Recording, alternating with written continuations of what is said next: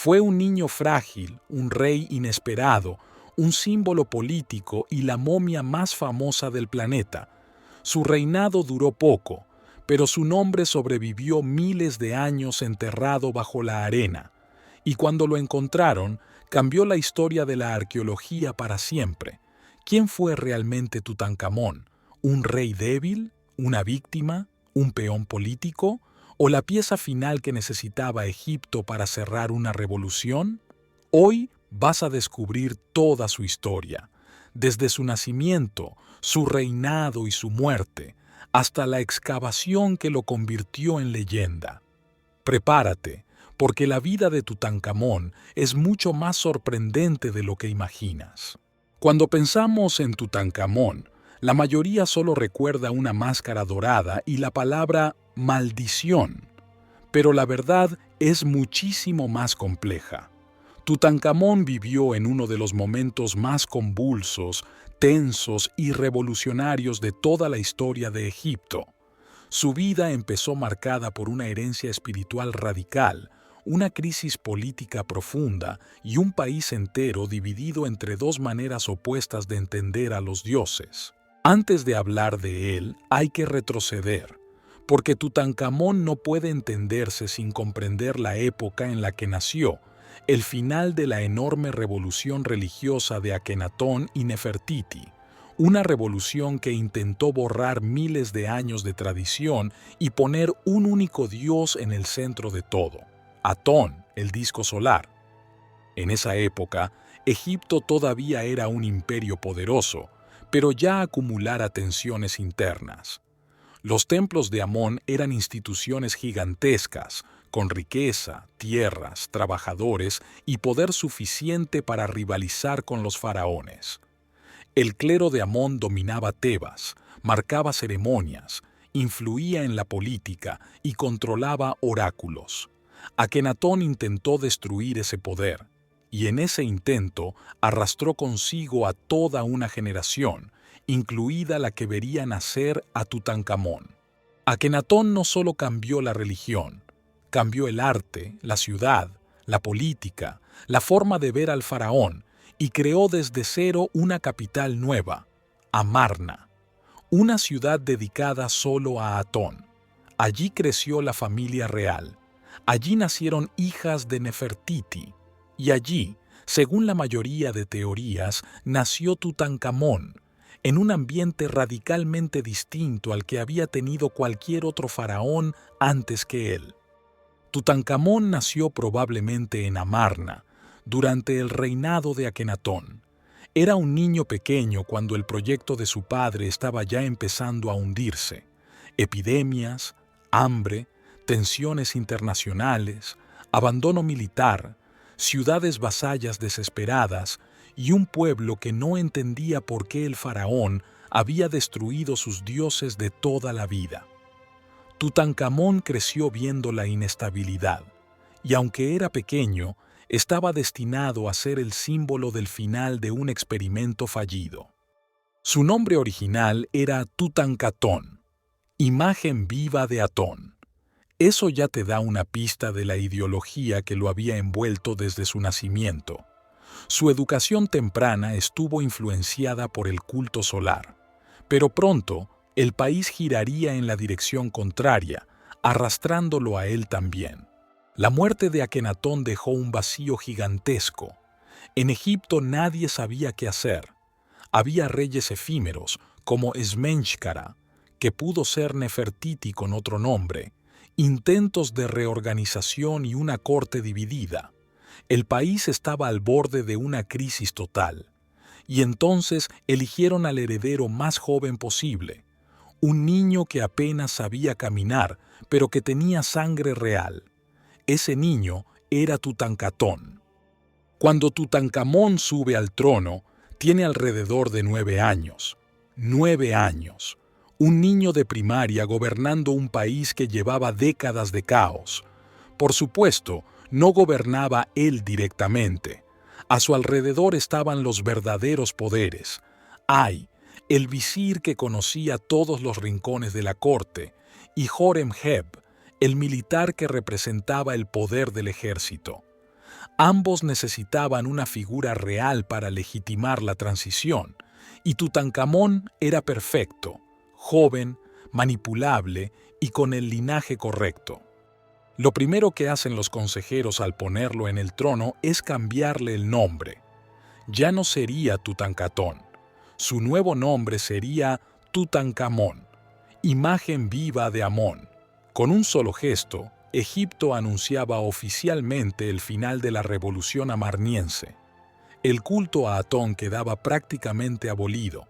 Los templos de Amón se reabrían, los sacerdotes recuperaban su poder y la capital, Amarna, empezaba a ser abandonada. Para entender esto, imagina un país intentando restaurar su identidad después de haber sido forzado a adoptar una fe completamente diferente. El pueblo quería volver a su tradición. Las élites necesitaban restablecer el orden. El ejército quería estabilidad. Y el clero exigía recuperar su influencia. Tutankamón, aunque niño, se convirtió en la cara pública de esta restauración. Él aparecía como el rey que devolvía a Egipto los dioses perdidos. La restauración religiosa incluía reabrir templos, reparar estatuas destruidas, volver a colocar imágenes de Amón y restablecer rituales tradicionales. Además, ordenaron borrar gran parte del legado de Akenatón, nombres eliminados, imágenes destruidas, templos desmantelados, todo para que Egipto volviera a sentirse Egipto. Tutankamón fue presentado como el rey que devolvía la normalidad. Durante sus primeros años como faraón, Tutankamón vivía rodeado de adultos poderosos que tomaban las decisiones por él. Ay manejaba la maquinaria política, Horemheb controlaba al ejército, y el clero, especialmente el de Amón, recuperaba tierras, impuestos y templos. Tutankamón asistía a rituales, ceremonias y procesiones. Era un niño cumpliendo el papel de rey para mostrar al pueblo que el orden había sido restaurado. Una de las decisiones más importantes fue abandonar la ciudad de Amarna, aquella capital construida por Akenatón. Quedó casi desierta. La corte volvió a Menfis y Tebas, y Amarna se convirtió en un símbolo incómodo del pasado. Tutankamón creció entre la memoria de esa ciudad extraña y la necesidad política de borrarla. A pesar de todo, Tutankamón no fue un rey ausente. Cuando llegó a la adolescencia, empezó a asumir responsabilidades, y una de las más importantes fue su matrimonio con Ankesenamón, su esposa y media hermana. Ankesenamón también había crecido en medio del caos amarniense. Juntos se convirtieron en la pareja real que debía consolidar la restauración. La vida diaria de Tutankamón en palacio debía ser una mezcla de lujo, responsabilidad y presión política. Vivía rodeado de sirvientes, guardias, escribas, sacerdotes y maestros. Aprendía textos sagrados, rituales, historia, equitación, caza, música y administración. Pero también era un joven enfermizo. Los estudios modernos muestran que tenía problemas físicos, piezambo, una ligera escoliosis y varias enfermedades óseas. Era un faraón, sí, pero frágil. Durante su reinado se hicieron esfuerzos por recuperar la diplomacia exterior. Se enviaron emisarios, se solicitaron alianzas y se intentó reconstruir el prestigio internacional perdido durante el periodo amarniense. Sin embargo, Egipto no volvió a tener el poder de épocas anteriores. El país estaba agotado. La restauración era más ideológica que militar. La muerte de Tutankamón llegó demasiado pronto. Murió con unos 18 o 19 años, y su muerte es uno de los mayores misterios de la historia antigua. Durante décadas se pensó que había sido asesinado, quizás por un golpe en la cabeza. Luego se descartó. Más tarde se dijo que murió por un accidente de carro. Después, por una infección ósea. Los estudios genéticos y las tomografías más recientes indican que tenía una combinación de varios problemas de salud, incluyendo malaria, necrosis en el pie y complicaciones físicas que pudieron debilitarlo. Al morir tan joven, sin dejar un heredero, el país volvió a caer en inestabilidad. Anque-Senamón quedó sola. El ejército quería el poder, el clero también, y Ay, el visir, se convirtió en faraón, casándose simbólicamente con ella. Después, Horemheb tomaría el trono. En sus reinados se borró casi por completo el recuerdo de Akenatón, Nefertiti y Tutankamón. Sus nombres fueron eliminados de registros oficiales. Fue como si nunca hubieran existido. Y aquí llega lo irónico. Tutankamón fue casi olvidado por su propio país. Durante siglos nadie hablaba de él. Su reinado era visto como insignificante, hasta que miles de años después ocurrió el descubrimiento más famoso de la arqueología. En 1922, el arqueólogo Howard Carter encontró la tumba intacta de Tutankamón. El hallazgo fue tan impresionante que cambió la egiptología para siempre. La mayoría de tumbas faraónicas habían sido saqueadas, pero la de Tutankamón estaba sellada. Objetos de oro, muebles, camas, tronos, carros, estatuas, cofres, joyas, comida, vino, armas, instrumentos, más de 5.000 objetos, incluyendo la máscara dorada más famosa del mundo.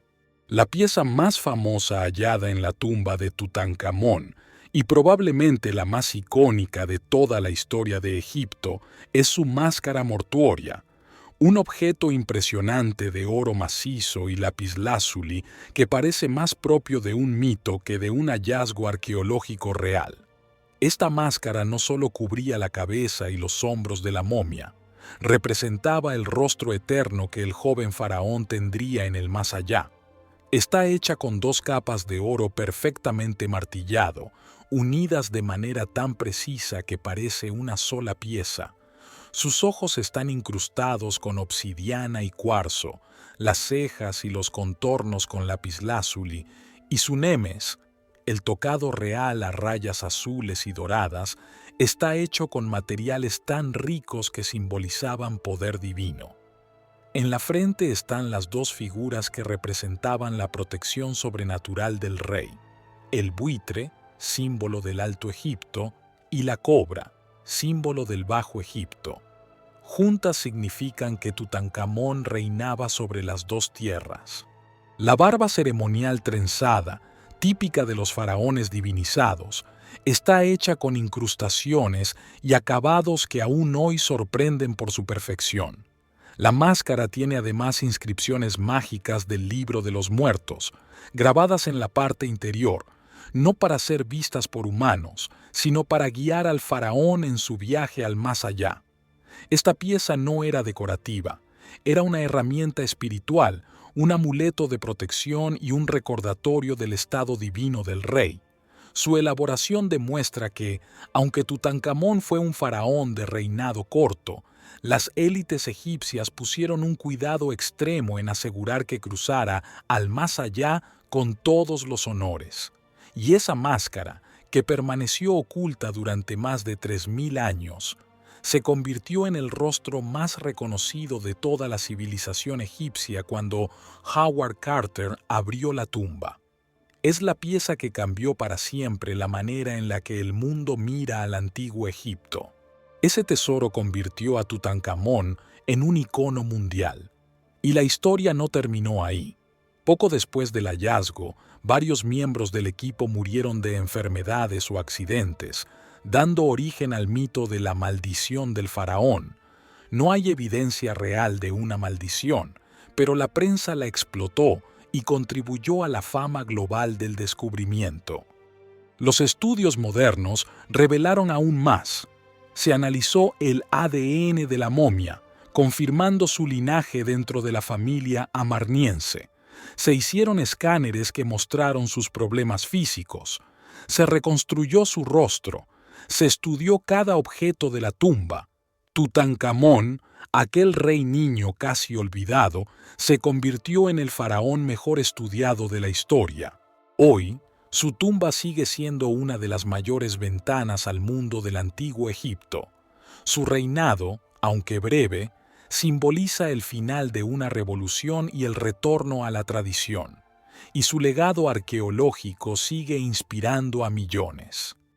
La historia de Tutankamón no es solo la de un rey, es la historia de un país intentando sanar, la historia de un niño que se convirtió en símbolo, la historia de una tumba que devolvió al mundo la magia del antiguo Egipto. Tutankamón murió joven, pero su memoria, inesperadamente, se volvió eterna.